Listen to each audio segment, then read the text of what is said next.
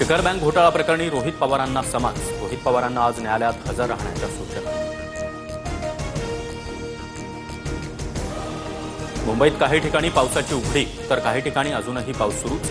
Railway सेवा सुरळीत. Virar station ते गोळिंज रस्ता 48 तासानंतरही पाण्याखाली. चाकरमान्यांचा ट्रॅक्टरमधून प्रवास. बेळगाव जिल्ह्यात पूर परिस्थिती. गोकाकचा धबधबा पूर्ण क्षमतेनं प्रवाहित. घरांमध्ये पाणी शिरलं. जनजीवन विस्कळीत. सांगलीत कृष्णा नदीनं इशारा पातळी ओलांडली. सांगलीमध्ये सखल भागात कृष्णेचं पाणी. नागरिकांच्या घरात देखील पाणी शिरलं. आतापर्यंत 150 नागरिकांचं स्थलांतर.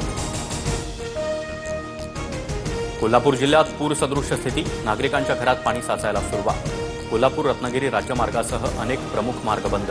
हजारो हेक्टर शेती पाण्याखाली. नाशिकमध्ये सध्या पावसाची विश्रांती. मात्र गंगापूर धरणातून पाण्याचा विसर्ग वाढवला.